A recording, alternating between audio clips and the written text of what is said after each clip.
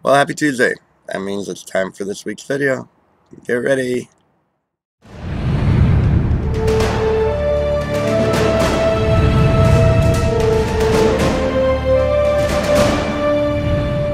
Well, you know what? I got an email this morning, and it's from somebody who emails me questions a couple times a week, and I answer them as best as I can.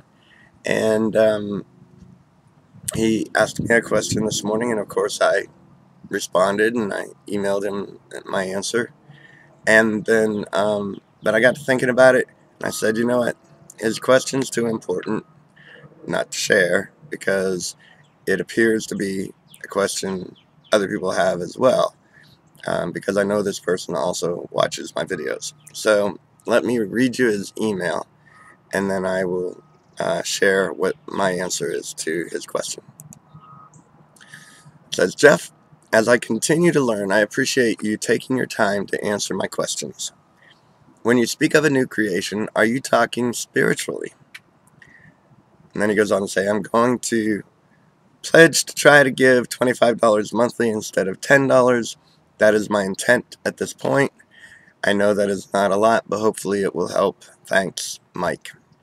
And thank you, Mike, definitely for your pledge. We survive on donations, and we're grateful. So, but let's answer Mike's question.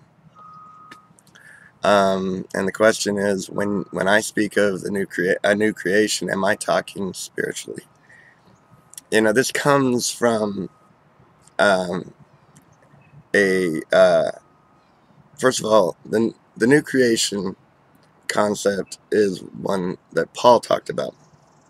And so, unfortunately, in Christianity, and especially when you get into fundamentalist evangelical versions of Christianity, they've got a dualistic approach to this. First of all, Paul talked about if anybody be in Christ, they are a new creation. Old things have passed away, all things have become new. And so in fundamentalist evangelical Christianity, we were told that once you accept Jesus and become born again, you're a new creation. Your sin nature is now gone, and so you aren't going to have the thoughts you would have before you were saved, and you're not going to do things you did before you were saved, and you're going to be a better person.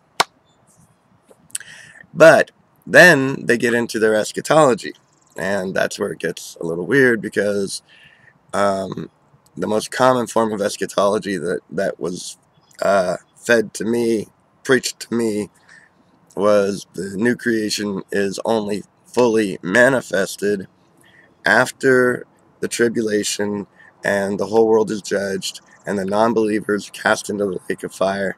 Then everybody's a new creation, and it's a physical thing. We live in new bodies that never die here on earth.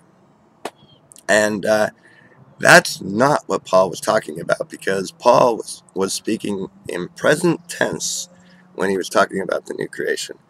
And not only that, this is fundamental to Paul's letters overall.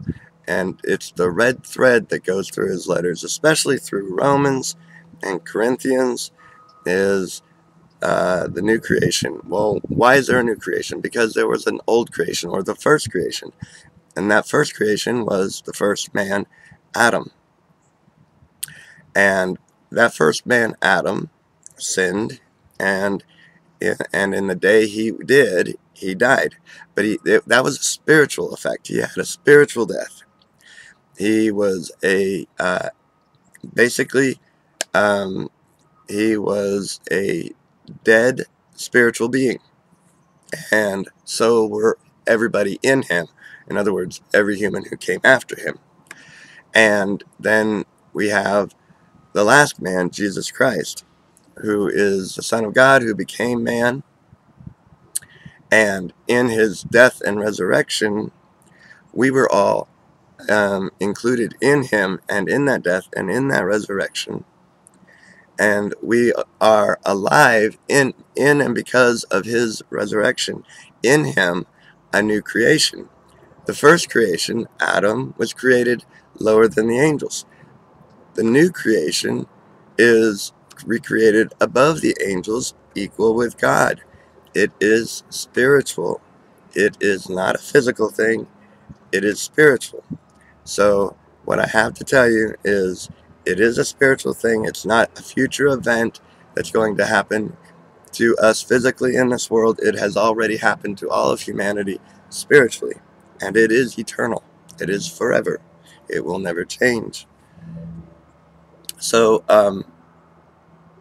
that is literally the red thread of Paul's gospel. He's very consistent, and that's what connects his writings from Romans to Corinthians and to other extents in and other epistles.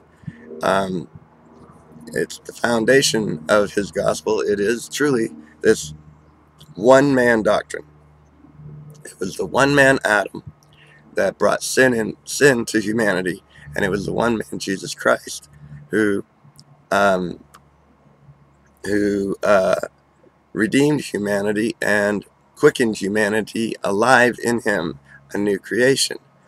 The first creation, Adam, was of corruptible seed. That's how he was created. And because of that, he was corruptible by sin. The new creation is of incorruptible seed because it's Jesus Christ is a seed. And so the new creation is of incorruptible seed, which is Jesus Christ. And that means that we are all incorruptible now. We can no longer be corrupted as the first Adam. We can no longer be corrupted by such a thing called sin. And that is, in a nutshell, the foundation of Paul's gospel. It's revolutionary. I know. Have a revolutionary week.